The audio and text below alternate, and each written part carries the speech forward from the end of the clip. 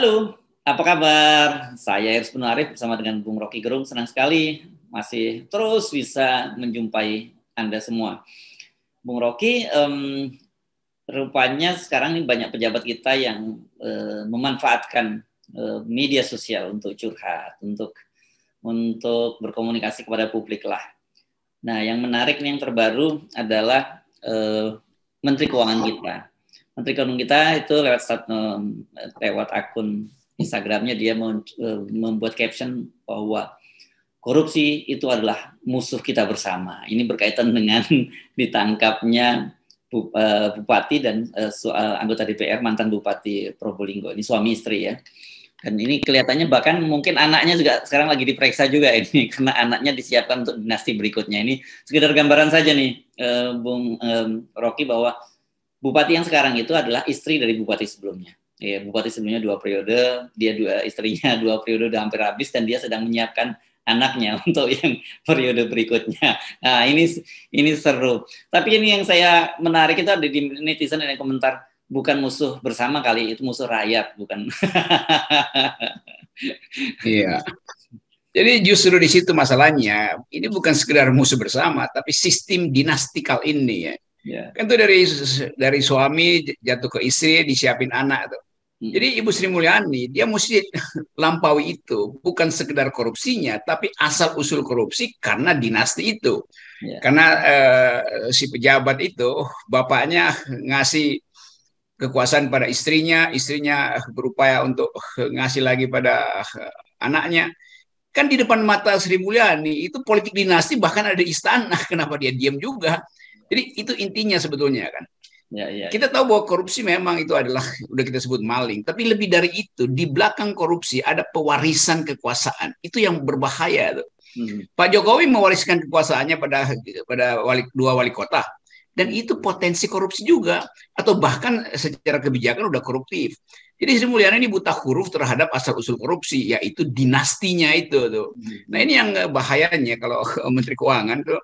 Mestinya dia mengerti anatomi dari korupsi itu, bukan sekedar karena ada kasus di mana Probolinggo ya, lalu tiba-tiba mesti ngadu ke Instagram. Kan orang baca ini ngapain Menteri Keuangan ngadu lewat Instagram, ngadu lewat Facebook. Kan itu bukan media resmi untuk memberantas korupsi itu.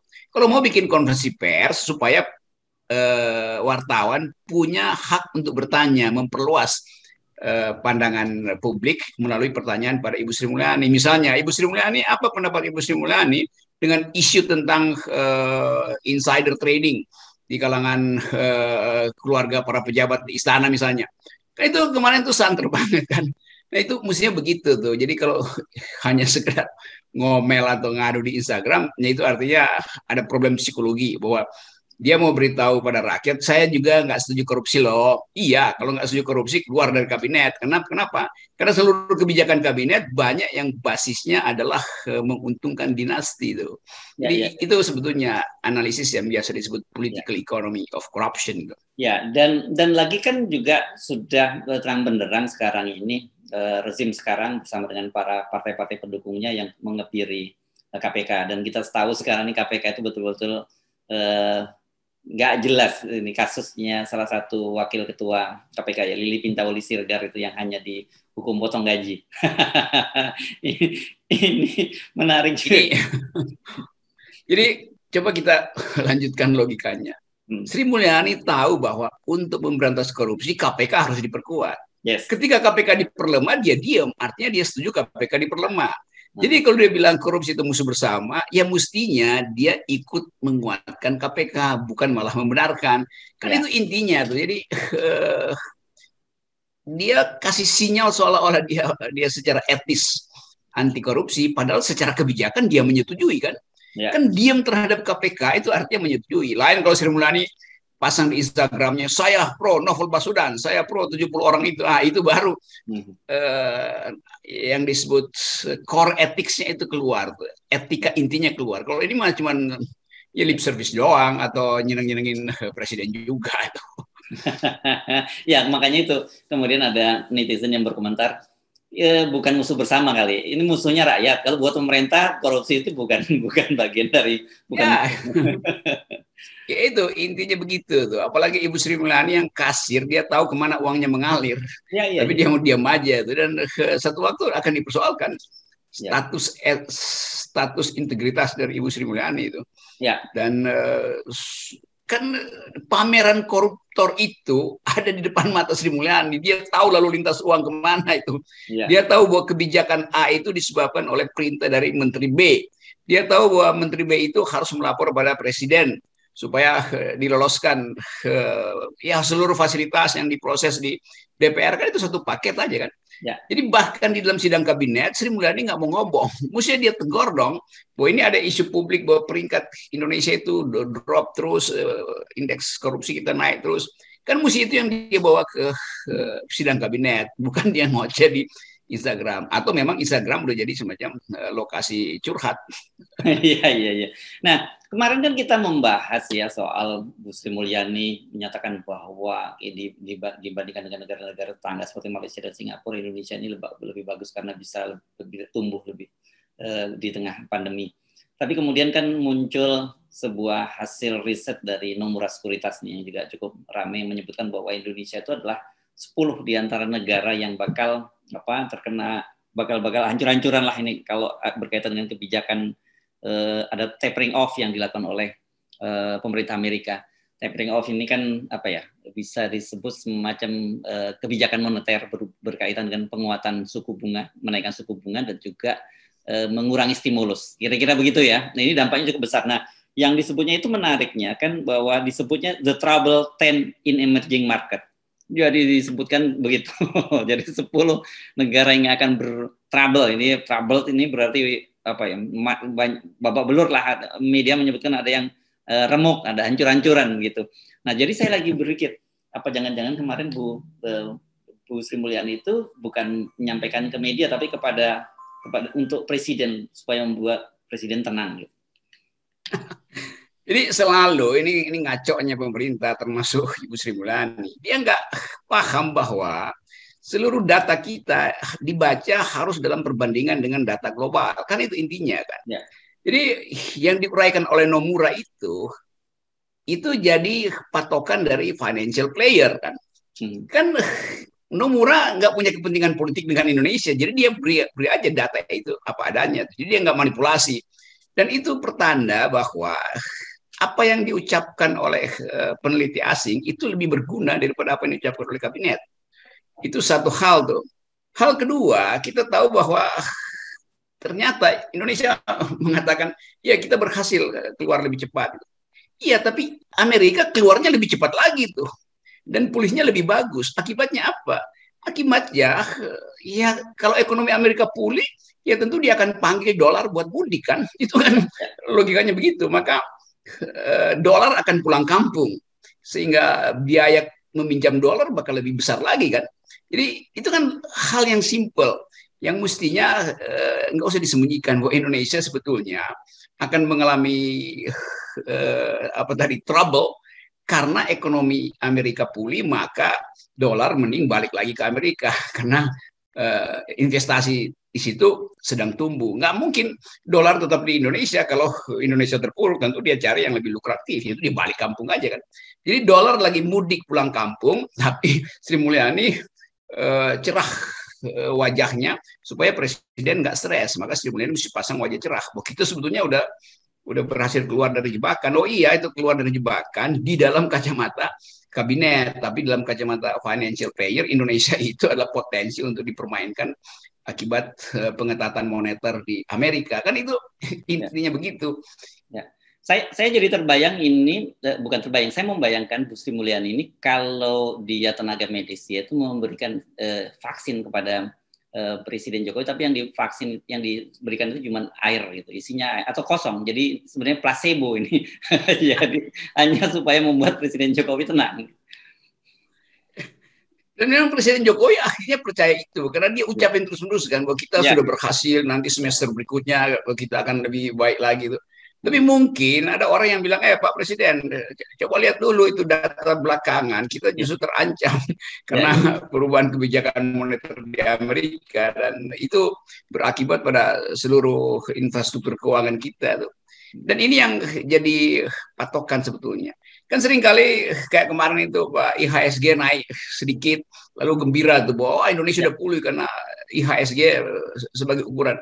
Lo justru dengan keterangan Nomura kita mengerti bahwa pemain pasar itu apa namanya quick gain aja, ambil cepat-cepat supaya nggak keduluan menerima akibat dari tapering Amerika. Jadi kan sifat dari pasar uang kita itu adalah ambil cepat-cepat lalu kabur, kan itu kan. Ya. Jadi fresh money itu yang nggak boleh jadi ukuran. Nah ini yang sebetulnya menunjukkan bahwa kita memang ada di tepi jurang kebangkrutan itu. Ya. Dan seluruh mata internasional sedang mengintai Indonesia, mengintai dengan kecemasan atau mengintai untuk ambil keuntungan di menit-menit terakhir, kan itu watak dari financial market. Ya, ya. Saya agak bingung ya mengikuti cara berpikirnya Presiden Jokowi ini. Karena kan setelah kemarin beliau euforia dengan pertumbuhan 7% dan menyatakan bahwa Indonesia keluar dari krisis, sekarang Pak Jokowi khawatir dengan pertumbuhan ekonomi kita di kuartal 3 dan 4. Karena kata beliau ini berkaitan adanya kebijakan PPKM darurat. Ini jadi kelihatannya di Indonesia ini COVID-19-nya apes benar. Dia selalu jadi kambing hitam terus. Ajaib memang, karena dari awal kita tahu kebijakan presiden itu udah kacau sebelum PPKM, udah ngaco semua tuh kan. Itu dia poinnya. Jadi udah placebo, cari kambing hitam juga tuh. Kambing hitam nggak ngerti placebo tuh. Jadi kelihatannya memang ada kepanikan baru begitu terdengar isu bahwa Amerika bangkit lebih cepat dengan akibat stimulus itu akan dicabut dan menyebabkan dolar akan balik ke kampungnya itu. Lalu ada kepanikan mungkin di istana, dan baru Presiden Jokowi sadar bahwa ternyata Bu Sri Mulyani itu menyebar hoax kemarin kan. Kan mesti Sri Mulyani bikin hoax, kan harusnya begitu kan. Supaya kita fair lah, kan nggak mungkin kita menutup pintu-pintu data kita dari pemain asing. Jadi kita lebih percaya pada analisis asing kan. Dan bagi investor Indonesia kadang-kala dia menganggap lebih aman kalau investasi di pasar uang itu atau di saham itu ngikutin asing aja. Kalau asing beli kita beli, asing jual kita jual kan. Kan itu jadi semacam rumus utama kita. Nah itu yang membahayakan potensi kita untuk bangkrut.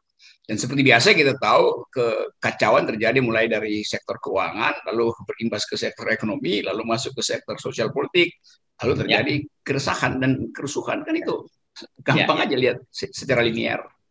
Kan kita sejak awal juga tahu bahwa klaim 7,07% pertumbuhan itu kan klaim palsu juga nih, false hope gitu ya. Kalau yang tadi placebo, yang ini false hope. Kita tahu bahwa dia mengambil pembandingnya year on year dibandingkan dengan tahun 2020 yang memang terpuruk sangat dalam. Nah, sekarang dan kita tahu juga bahwa nanti pasti kuartal 3-4 itu tanpa ada PPKM itu kita tahu akan terpuruk. Tapi sekarang justru PPKM yang jadi disalahkan gitu. Sama juga dengan mereka yang memuji-muji bahwa untung saja Presiden Jokowi tidak mengambil kebijakan ketat lockdown. Jadi kalau lockdown yang tidak tahu apa yang terjadi saat ini.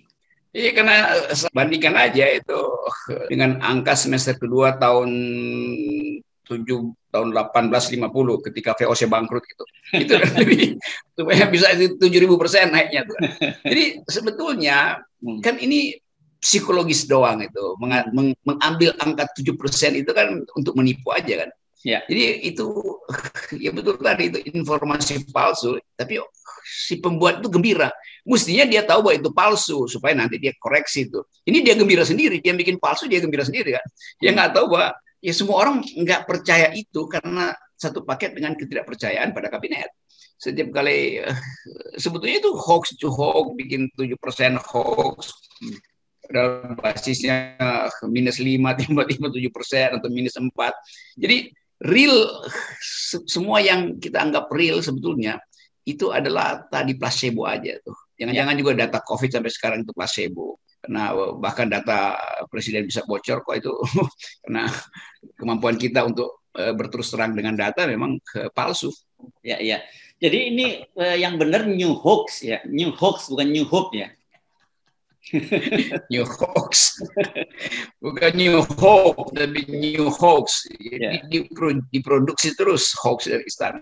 ya, Kan kalau istana nggak punya lagi, jadi kelihatannya kalau di sidang kabinet dia nggak tahu mau ngapain, tuan. Sri Mulyani memimpin sidang hanya untuk memberitahu bahwa kondisi keuangan begini, karena itu akan ada apa istilahnya itu refocusing, ya terus itu isinya kan.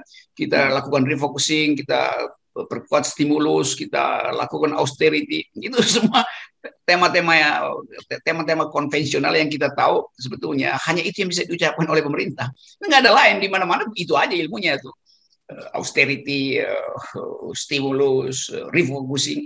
Tapi ide untuk mengucapkan harapan pada rakyat nggak ada. Jadi rakyat menganggap ini udahlah kita dibuai oleh badut-badut aja. Nah, Anda tadi menyinggung refocusing itu saya jadi teringat kemarin ketika ada rapat kerja antara Komisi 8 dengan Menteri Agama. Di situ kan temanya adalah refocusing karena refocusing anggaran gitu. Nah, yang agak terkejut biasanya kan kalau refocusing itu diharapkan juga ada yang bisa dihemat. Artinya anggaran yang diajukan akan lebih kecil. Tapi ternyata anggota DPR itu terkejut-kejut karena dia mengetahui bahwa, loh, ini bagaimana ceritanya ada refocusing kok dananya malah nambah. Itu bukan terkejut. Dan kedua yang dia juga Itu di terkejut-kejut. mana tuh yang nambah? Di Menteri Agama. Kementerian Agama. Jadi refocusing tapi anggarannya malah nambah. Dan berikutnya yang lebih bikin geleng-geleng lagi anggota DPR adalah ternyata ada biaya pengumuman atau bukan pengumuman sebenarnya desiminasi pembatalan haji itu sampai 21,7 miliar gitu. Loh, dia bertanya, bukannya seluruh orang Indonesia sudah tahu itu kalau ada pembatalan, tapi ternyata masih ada biayanya juga gitu. Ya itu saya waktu itu ikut debat di mana di soal haji itu. Ya, Lalu kita berupaya memikirkan, kan menteri barusan mengatakan ini kan cerita sebulan lalu apa di ya. tempatnya Najwa Shihab kan. Hmm. Di situ ada menteri agama, dia bilang ya memang kita batalkan. Jadi udah dibatalkan, masih ada biaya untuk mengatakan kita batalkan. Ya, Loh, ya, ya. di televisi dia udah ucapin dibatalin, mau ngapain lagi? Berarti mesti datangin tiap televisi rumah tangga itu, terus kasih, kita batalkan ya, kita batalkan. Itu biaya kirim paket kali itu. Ya, ya. Jadi memang ini ajaib. Bagaimana mungkin ada dana pembatalan hasil refocusing gitu kan? Kalau begitu semua menteri akan bilang kita perlu juga dana diseminasi untuk membatalkan Ya, ya, ya. atau begini kira-kira. Nanti ada menteri bilang, Ibu Sri Mulyani beri kami dana untuk mensosialisasikan ide refocusing itu supaya orang tahu dari refocusing. Ya, ya, ya. Satu, refocusing bukannya jumlahnya berkurang tapi malah nambah. Yang kedua ada desiminasi Minta pembatalan. dana untuk Ini kalau diplototin memang soal fiskal ini sangat berat ya buat publik. Tapi penting memang literasi soal ini karena dari situ itu mungkin detail-detailnya mulai ketahuan itu hantu-hantunya di mana permainan-permainan itu. betul, dan itu artinya banyak. Nah yang beginian kan mesti Sri Mulyani yang langsung bilang itu korupsi juga. Iya, Kan iya. dia minta refocusing supaya penghematan. Hmm. Lalu dia mesti dia kaget loh, kok gue minta refocusing, ada yang minta duit untuk mensosialisasikan refocusing. Kan itu mestinya itu yang di Instagramkan oleh Sri Mulyani supaya bisa Iya, iya. dijadikan TikTok oleh anak muda itu. Betul, Meminta tapi dana pembatalan itu. ya, saya kira kita nggak usah terlampau serius setiap kali menanggapi karena mereka memang nggak serius juga ngurus negara kelihatannya. Ya udah masuk pada masuk pada satu fase di mana orang nggak mungkin fokus lagi. Buat apa fokus? Yang paling penting nyari remah-remah yang tersisa itu. Dan itu keahlian dari menteri-menteri yang berasal dari partai politik kan. Dengan cara itu ya kalau menteri dia profesional dia mungkin nggak peduli lah itu kan karena dia masih ada kemampuan profesional. Tapi menteri-menteri dari parpol ini itu kan memang nggak ada keahlian kan selain berharap ada refocusing itu. ini keajaiban Indonesia nih, refocusing malah nambah. Ini memang keajaiban. Saya kira makanya ada lembaga seperti MURI itu eksis di Indonesia itu karena memang banyak hal-hal yang begini, yang banyak hal yang nggak hanya bisa terjadi di Indonesia saja gitu. Dan kelihatan Presiden Jokowi dia udah nggak ngerti itu apa yang terjadi tuh. Dia pelangak ke kiri, pelongok ke kanan, dia bingung ini apa yang terjadi. Jadi istilah-istilah itu masuk di kepalanya kepada beliau itu dan dia pusing sendiri kan. Ya. Lalu apa yang terjadi sebetulnya di istana? Kita nggak punya pegangan lagi tuh. Pak Mahfud memimpin apa namanya pengejaran BLBI itu sampai sekarang nggak ada apa namanya pemberitahuan kemajuan sampai sini mana orang menunggu-nunggu kan ini katanya jagoan gitu kok nggak dapat juga tuh dan semua yang nongkrong di Singapura tentu hahaha itu wah rasain tuh ntar lagi lo disapu oleh Amerika tuh seluruh fasilitas ekonomi Indonesia akan tergantung lagi pada kebijakan moneter Amerika tuh dan kita tahu bahwa untuk mempermainkan Indonesia kan gampang betul kan kenapa karena dua financial player di Singapura dia bisa mantau lalu lintas transaksi keuangan Indonesia tuh dan itu datanya lebih konkret daripada mungkin yang dipunyai oleh apa namanya itu PP apa namanya pengawas lalu lintas uang itu PPATK gitu PPATK ya iya nah karena apa karena player finance di Singapura pasti punya data karena ketemu terus dengan pelarian BLBI di Singapura kan. Jadi di antara mereka aja atur kita bangkrutin Indonesia. Nah ini keadaan kita begitu. Jadi sok jago-jagoan Pak Mahfud kalau saya akan pimpin panitia pengejaran itu diketawain sama dua orang yang lagi ngopi di Orchard Road gitu. Iya, mereka ketawa, mereka tahu kok itu hanya untuk konsumsi media saja gitu. Jadi mereka sama sekali nggak terganggu. Saya yakin sekali mereka ketawa-ketawa. Oke, baik, Bung Rocky, saya kira kita tertawanya berbeda dengan para pengembang BLBI yang sedang ngopi-ngopi di Orchard Road di Singapura, karena kita menertawakan kekonyolan ini karena ya apalagi yang bisa kita lakukan kecuali kita harus tertawa. Betul dan mungkin mereka beri nama bahwa ini republik atau kabinet placebo gitu. Jadi dia ketawa-ketawa sambil nyeruput kopi dan nonton FNL. Lalu dia bilang, wah benar ini republik placebo tuh. Oke, welcome to republik placebo. Yeah.